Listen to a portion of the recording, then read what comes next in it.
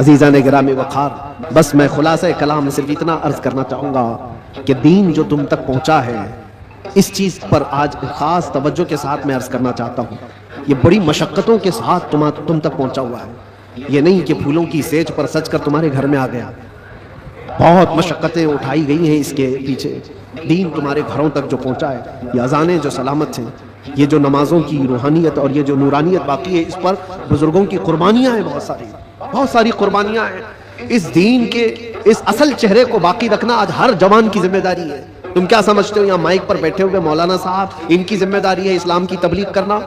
بلکہ ہر مسلمان پر یہ ذمہ داری ہے، وہ اپنے اخلاق و کردار سے اسلام کا ریپریزنٹیٹیو ہے۔ تمہاری ذمہ داری ہے اس کو صحیح سلامت بچا رکھنا اپنے گھروں میں۔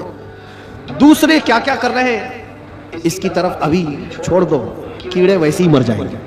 موسم پر کیڑے آتے ہیں، ہوتا ہے نا، کوئی ایک موسم آتا ہے بارش سے پہلے بہت کیڑے دکھتے ہیں، کوئی علاج ہی نہیں ہوتا۔ کیا کیا جائے ان کا علاج اتنا ہی ہوتا ہے، موسم جائے تو ختم ہی ہوتے ہیں۔ ویسے ہی اسلام کے متعلق، قرآن کے متعلق، نبی پاک صلی اللہ علیہ وسلم کی ذات کے متعلق ہرزہ سرائی کرنے والے، دشمنی پیدا کرنے والے ہر زمانے میں آتے ہیں، لیکن ان کا ایک خاص موسم ہوتا ہے۔ اس کے بعد پھر اسلام اسی آب و تاب کے ساتھ چمکتا رہتا ہے۔ اسلام ویسے ہی چمکتا رہے گا، نہ اس کو چنگیز ہلا پایا، نہ اس کو ہلاکو ہلا پایا، نہ اس کو بڑے بڑے طاقتور ہلا پائے۔ 50 لاکھ لوگوں کا جس نے قتل کیا، چنگیز وغیرہ جو تاریخ آپ دیکھیں، 50 لاکھ سے زیادہ لوگوں کا قتل جنہوں نے کیا، یہی سوچ کر کے کیا تھا نا اس دھرتی سے پورا مٹا دیا جائے، صفحہ ہستی سے ختم کر دیا جائے۔ حیرت کی بات ہے جس فوج نے بغداد پر حملہ کیا تھا وہی فوج دائرہ اسلام میں داخل ہوئی تھی، جس کو اقبال نے کہا تھا حرم کو مل گئے پاسباں صنم خانے سے، حرم کو مل گئے پاسباں صنم خانے سے۔ رب تبارک و تعالیٰ انہی کے درمیان ایمان کی ہدایت عطا فرما دی۔ یہ ہوتا رہے گا، یہ اسلام کا لہلہاتا ہوا پودا سلامت رہے گا۔ اور لوگ جس طرح کے آج حالات جو انوائرمنٹ کریٹ کیا گیا ہے، اس سے تمہارا امتحان ہے، تم گھبرا کر کے اب تم کیا چاہتے ہو؟ دنیا آپ کو دیکھ رہی ہے صبح سے شام تک، بلکہ بہت ساری جگہوں پر جو نیگیٹیویٹی پھیلی ہوئی ہے ہمارے حالات کو لے کر، تمہارے اخلاق انہیں پانی پانی کر سکتے ہیں، ان کے تمام ذہن کے فطور کو دور کر سکتے ہیں۔ اس لیے کہ میرے عزیزو، اسلام ایک زندہ مذہب ہے۔ اسلام تھا، اسلام ہے، اور اسلام اس میں کسی کو شک نہیں ہے۔ قرآن پاک میں بھی رب تعالیٰ نے فرمایا یریدون لیطفئوا نور اللہ بافواہہم، لوگ اپنے منہ کے پھونک سے اللہ کا چراغ بجھانا چاہتے ہیں۔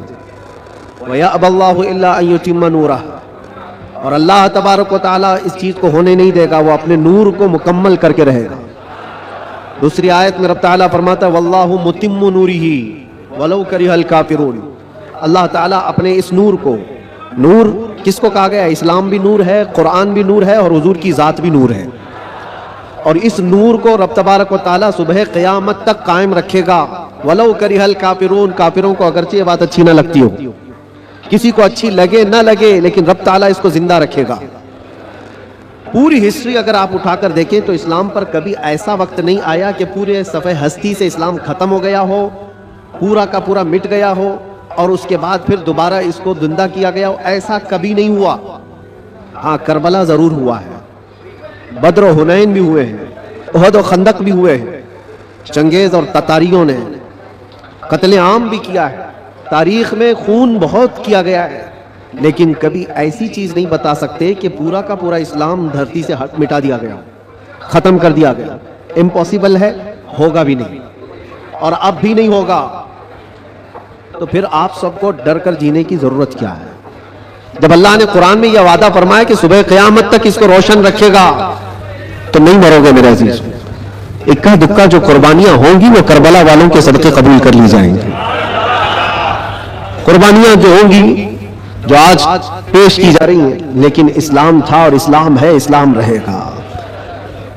اس کی حقانیت کی بنیاد پر یہ زندہ رہے گا، مسلمانوں کی ٹوپیوں سے نہیں۔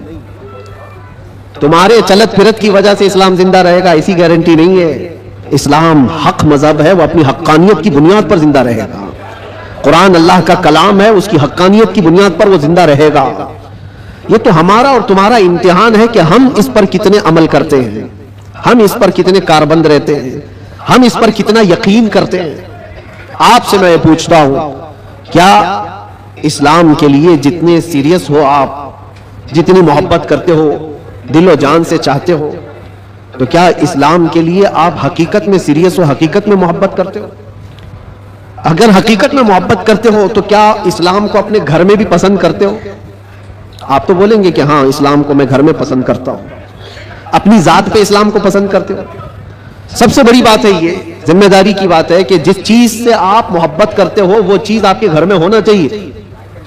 تو آپ ایک نظر جا کر دیکھیں کہ میرے گھر میں اسلام نظر آتا ہے یا نہیں، میری عورت پر، میری بچیوں پر، میری بہنوں پر اسلام دکھتا ہے کہ نہیں دکھتا۔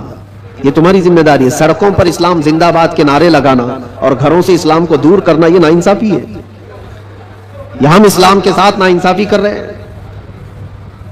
اگر آپ کو اسلام پسند ہے تو اپنے گھر میں بھی پسند ہو، اپنے چہرے پر بھی پسند ہو، اپنے لباس میں بھی پسند ہو، لیکن جو دگلی پالیسی آپ اس کو عمل کر رہے ہو کہ زبان سے اسلام کے پسند ہونے کا نعرہ لگاتے ہو اور جب عمل کے میدان میں آئیں تو کسی اور کے عمل پر چل پڑتے ہو۔ ایک سوال میں کرتا ہوں، اسلام میں ہو تو اس بات پر تمہیں کبھی گلٹی فیل ہوتا ہے؟ کبھی شرم محسوس ہوتی ہے؟ کبھی شرم محسوس ہوتی ہے کہ میں مسلمان ہوں؟ نہیں شرم آتی ہے تو پھر ٹوپی کیوں چھپاتے ہو؟ اگر شرم نہیں آتی ہے تو پھر داڑھی کیوں نکال پھینکتے ہو؟ کیوں؟ اگر تمہیں اسلام پر قائم رہنے میں فخر محسوس ہوتا ہے تو کھل کر کے اسلام پر عمل کرو، کھل کر کے۔ اسلام کسی جرائم پیشہ لوگوں کا اڈا نہیں ہے، پوری دنیا کو اچھے اخلاق سکھانے والا ایک مکمل دین ہے۔ پوری دنیا کو اخلاق سکھانے والا یہ دین ہے، تو مجھے شک کیوں ہے اس بات پر؟ بہت سارے لوگ ابھی آئیں کائیں کرتے ہوئے نیوٹرل بنتے ہیں۔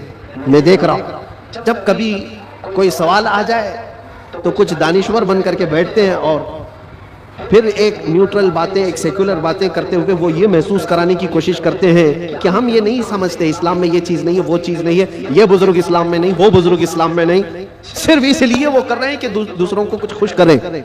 ان بیوقوفوں کو میں بتانا چاہتا ہوں جو کرسیوں پر بیٹھ کر ڈیبیٹ کرتے ہیں اور سیکولر بننے کی کوشش کرتے ہیں، یاد رکھو تم اپنی ناک کاٹ کر کے بھی نیچے رکھو گے تو وہ کبھی راضی نہیں ہونے والے، کبھی راضی نہیں ہوں گے۔ 10 لاکھ سال بھی تم پکار کر کے ان کی جوتیاں چاٹتے رہو، راضی نہیں ہوں گے۔ راضی کرنا ہے تو اللہ اور اس کے رسول کو راضی کرو۔